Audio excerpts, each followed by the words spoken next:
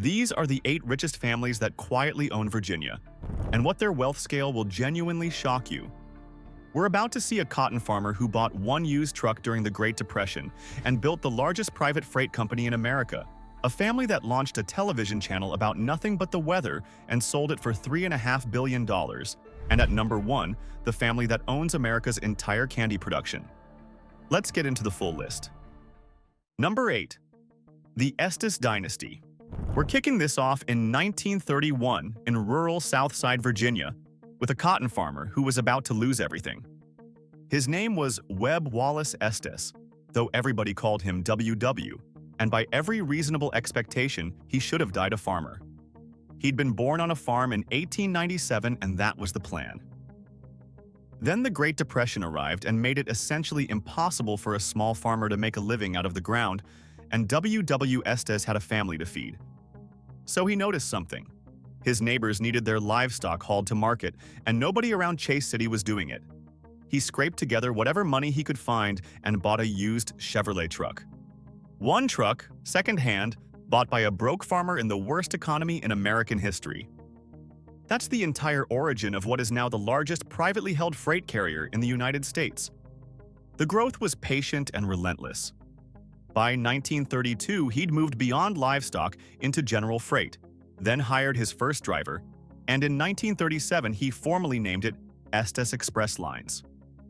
The first branch terminals opened in Norfolk and Richmond in 1938. When WW died in 1971, the company had 650 employees and grossed $10 million a year, which was a genuinely successful business. And then his descendants just kept going. Today, Estes runs more than 10,600 tractors and 42,000 trailers across over 300 terminals, serving all 50 states plus Canada, Mexico, Puerto Rico, and the Caribbean, with more than 24,000 employees. The family fortune has been valued around $1.7 billion. But here's the detail that tells you who these people actually are. In 95 years, they have never taken this company public, not once. 4 generations in, Roby Estes Jr. in the chairman's seat and his son Webb running operations, and the family has kept it debt-free even while expanding aggressively, including buying up terminals from a collapsed rival. No shareholders, no earnings calls, no outside money. A farmer's used pickup, still entirely in family hands 95 years later. The Estes family moves physical freight you can watch, roll past you on any interstate. Northern Virginia runs on an industry deliberately built so you never see it at all. Number 7. The Pedersen Dynasty. Here's something most people outside the state don't fully appreciate about Virginia. The counties just outside Washington are not really suburbs. They're the operational headquarters of the American national security apparatus, and the men who built companies there got extremely rich on contracts almost nobody outside that world ever reads. George Pedersen was one of them. He co-founded a company called Mantech International, based in McLean, and built it into a major defense and intelligence contractor with a personal fortune of roughly $1.3 billion. And the business model is fascinating precisely because it's invisible. Mantech doesn't sell you anything. It doesn't advertise. What it does is supply the technical services that keep the machinery of American defense and intelligence running, meaning cybersecurity, systems engineering, mission support, the deeply unglamorous plumbing behind agencies that generally prefer not to be discussed. It's the sort of company whose name appears in procurement documents and almost nowhere else. Which is exactly the point, and it explains the whole shape of wealth in Northern Virginia. There's an enormous fortune sitting in those counties built entirely on federal contracts, held by people who are essentially anonymous outside the Beltway. You can't boycott them. You've never bought anything from them. But your tax dollars have been paying them for decades. Pedersen himself was known for running the company with a fairly old-fashioned, hands-on discipline over decades rather than flipping it for a quick exit, and he gave substantially to Virginia institutions along the way. He built one of the great quiet fortunes of the region, in the one industry where being quiet is the entire job. Pedersen made his money on contracts nobody outside Washington will ever read. So what does it take to buy a company several times the size of your own? Number 6. The Gottwald Dynasty. In 1962, a Richmond company called Albemarle Paper Manufacturing decided to buy the Ethel Gasoline Corporation. That sentence sounds ordinary until you understand the sizes involved, because Ethel was vastly bigger than Albemarle Paper. This was a minnow attempting to swallow a whale, and when Floyd Gottwald pulled it off, it was widely described at the time as the largest leveraged buyout that had ever been done. A modest Virginia paper company borrowed enormous sums to purchase a corporation several times its own size, and if the debt had gone wrong, the whole thing would have vanished. It didn't go wrong. It made the Gottwalds one of the wealthiest families in America, and they have been a fixture of Richmond ever since, ranked among the 100 wealthiest families in the country. Speaking of a bet bold enough to turn a paper mill into a dynasty, there's a program someone on our team has been curious about called the Billionaire Brain Wave. It's a simple 7-minute audio built around theta brainwave research, the deep focus brain state linked to where big creative ideas come from. You put on headphones once a day, usually with your morning coffee, and that's the whole routine. It's a one-time $39. It comes with bonus guides on money habits and investing basics, and there's a 90-day money-back guarantee, so testing it costs you nothing if it's not for you. If you're watching on your TV, pause and scan the QR code on screen with your phone camera, or tap the first link in the description. Now, back to Richmond, and what the Gottwalds built on top of that win. What's genuinely clever is what they did afterwards, because rather than sit on one company, they kept splitting it into more of them. That single acquisition eventually produced 3 separate publicly traded businesses: Tredegar Corporation, Albemarle Corporation, and Newmarket Corporation, which is what the Ethel business is called today. The family stayed involved across all 3. And the products are a perfect example of a fortune hiding in plain sight. Newmarket's subsidiaries manufacture petroleum additives, meaning the chemistry that goes into fuels and lubricants to make engines run smoother, longer, and cleaner. You have almost certainly put their chemistry into your car without ever once seeing the name. Albemarle, meanwhile, became a serious player in specialty chemicals, including lithium, which turned out to be a rather useful thing to be sitting on once the world started building electric cars. Richmond has old money, and a lot of it came from tobacco and banking. The Gottwald fortune came from a borrowed bet that should probably have destroyed them. The Gottwalds swallowed a company several times their own size. About 70 miles east, there's a town so devoted to a single product that it simply named itself after it. Number 5. The Luter Dynasty. There is a town in Isle of Wight County called Smithfield, and for a couple of centuries, it has been famous for exactly one thing, which is ham. Genuine Smithfield ham is so specific that Virginia law has historically defined what can legally carry the name. The town is the product. And the family that turned that into a global empire is the Luters. Smithfield Foods was founded in 1936 by Joseph W. Luter and his son. And it was Joseph Luter III who took it from a regional meat packer into something else entirely. The strategy was straightforward and ruthless. Rather than simply buying pigs from farmers and processing them, Smithfield moved to control the entire chain, from the hog genetics to the farms to the slaughterhouses to the packaged product on the supermarket shelf. Vertical integration applied to pork at industrial scale. It worked so well that Smithfield became the largest pork producer and processor on the planet. One company, headquartered in a small Virginia town, feeding an enormous share of the world's appetite for bacon and ham. Then, in 2013, came the deal that shocked a lot of people. Smithfield Foods was sold to Shuanghui International, a Chinese conglomerate, for roughly $4.7 billion. At the time, it stood as the largest Chinese acquisition of an American company in history, and it triggered a genuine national argument, including congressional hearings about foreign ownership of the American food supply and the farmland underneath it. Think about the arc there. A regional ham business in a town of a few thousand people grew until it fed the world, and then it was bought by a company from the other side of it. The Luters walked away extraordinarily wealthy. The plants kept running, and Smithfield, the town, kept doing the thing it has always done. Smithfield sold America's ham to a Chinese conglomerate for $4.7 billion. Up in Norfolk, another Virginia family sold something considerably stranger for $3.5 billion. Number 4. The Batten Dynasty. In 1982, a Norfolk newspaper publisher announced he was launching a 24-hour cable channel that would broadcast nothing except the weather. People thought he had lost his mind. And to be fair, it's a genuinely absurd pitch. An entire television network running around the clock forever about the forecast. The early years were financially brutal, and the criticism was constant. Frank Batten was right, and everybody else was wrong. Batten had taken over two Norfolk newspapers, the Virginian Pilot and the Ledger Star, back in 1954 when he was 27 years old.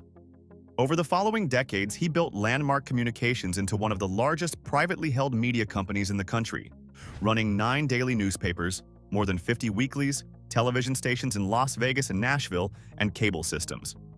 He chaired the Associated Press from 1982 to 1987. But the Weather Channel was the masterpiece, because he'd understood something nobody else had, which is that weather is the only news story that affects literally every single person watching, every single day, forever. It never runs out. It has no political side. And it turns out people will absolutely watch it. The numbers at the end tell the story. He sold his cable company Telecable to TCI in 1995 for $1 billion.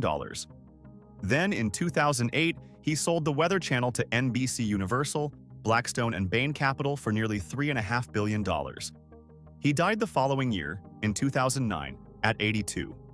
And the family has spent the years since methodically unwinding the rest of it, selling regional papers to Berkshire Hathaway's media arm, offloading the television assets, and eventually parting with the Virginian Pilot itself after more than a century of family ownership. Frank Batten Jr., who runs Landmark now, has said his father gave away most of his fortune before he died, and the giving is everywhere in Virginia, from the Batten Institute at the University of Virginia to the Batten Honors College at Virginia Wesleyan to libraries in Norfolk. A man who was mocked for making a channel about rain turned it into $3.5 billion, then gave much of it back to the state he never left. Batten built his fortune in the most public way imaginable, on newsstands and television screens. One of the largest fortunes in this state belongs to a woman almost nobody in her own city could pick out of a crowd. Number 3. The Johnson-Marquardt Dynasty. Go and look under your kitchen sink right now. Windex, Pledge, Glade, Raid, Ziploc bags, scrubbing bubbles. Almost every American home has several of those, and they all belong to the same company. That company is S.C. Johnson. It has been in the same family for 5 generations, and one of the heirs to it lives quietly in Virginia Beach with a fortune of around $4.7 billion. Her name is Winifred Johnson Marquardt, and she is regularly one of the 2 or 3 wealthiest people in the entire Commonwealth of Virginia. She also has essentially no public profile whatsoever. Now, the fortune itself wasn't made in Virginia. S.C. Johnson was founded in Racine, Wisconsin, all the way back in 1886, originally selling parquet flooring before working out that the wax used to maintain the floors was the far better business. It remains one of the largest family-owned companies in America, and it has stayed private through 5 generations of Johnsons, which is why you've never seen a share price for it. Marquardt's role sits on the philanthropic side as president of the Johnson Family Foundation, which has funneled serious money into environmental causes, LGBTQ rights, and social justice work over the years. And she's on this list precisely because she illustrates something that runs through this entire video. Virginia doesn't only hold fortunes that were built there, it holds fortunes that chose to come there, and quietly. There is a woman on the Virginia Beach coast who owns a slice of the company that made the bottle of Windex in your cupboard, and the odds that her neighbors know it are approximately 0.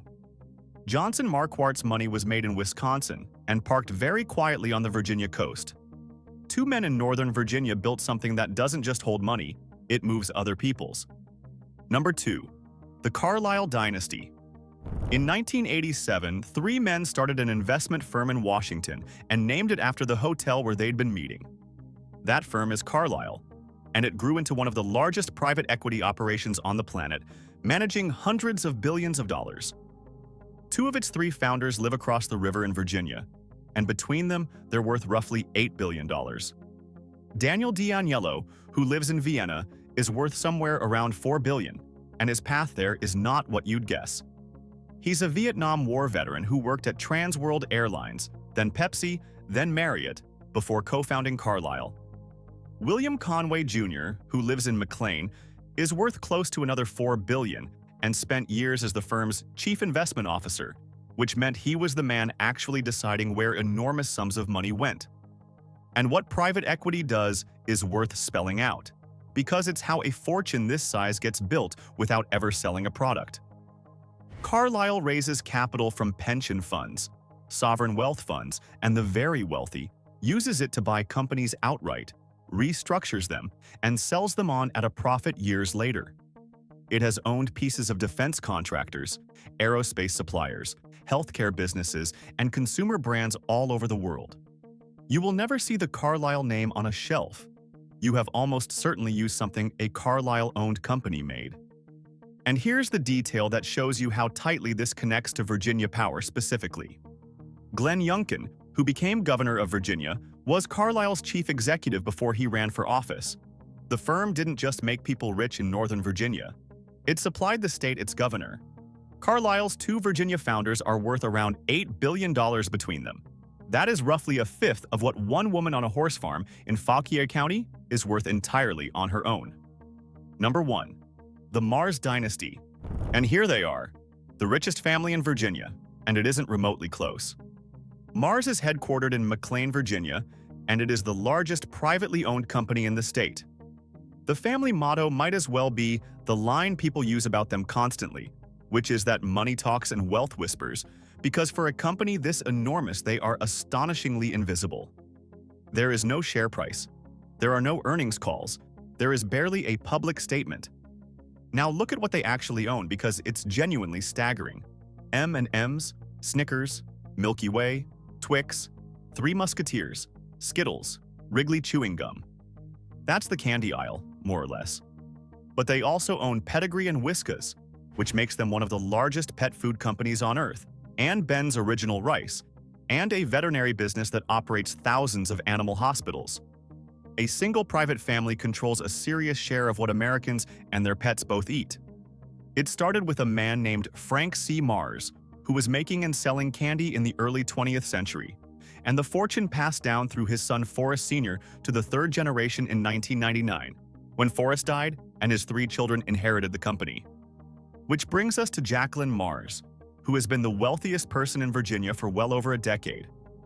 Her net worth has been reported in the range of $38 billion and has been valued as high as $47 billion, which at points has made her one of the 4 richest women alive. She owns roughly a third of the company. Her brother John owns roughly another third. The final third belongs to the 4 daughters of their late brother Forrest Jr. And how does she live? On a horse farm in the plains, in Fauquier County, about an hour west of Washington, in the heart of Virginia hunt country. She worked at the family company for nearly 20 years and sat on its board until 2016. Her son Stephen Badger has served on the board of directors.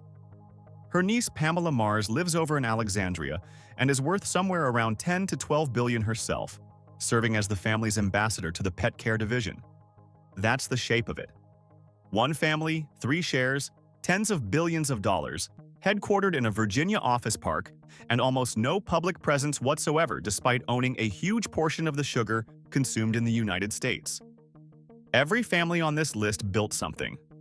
The Mars family built the thing you eat on Halloween, feed your dog, and chew after lunch, and then made sure you never once had to think about who owned it. So there you have it. From a cotton farmer with one used Chevrolet truck who founded the biggest private freight carrier in America, to a Norfolk publisher who got laughed at for making a channel about the weather and sold it for $3.5 billion, to a family in McLean who own the candy aisle, the pet food aisle, and a horse farm in Fauquier County. These 8 families don't just live in Virginia. They own its highways, its ports, its contracts, its chemistry, and its sugar. That's the underground secret of the Old Dominion. The state has a set of owners, and now you know exactly who they are. So which one surprised you the most? Was it the family that's never taken their company public in 95 years? The man everybody mocked for launching a weather channel? Or the heiress worth tens of billions living quietly on a horse farm an hour from Washington? Drop your pick in the comments, because we genuinely love hearing from you. And if you enjoyed this one, hit that like button, subscribe to Global Status, and we'll see you in the next one.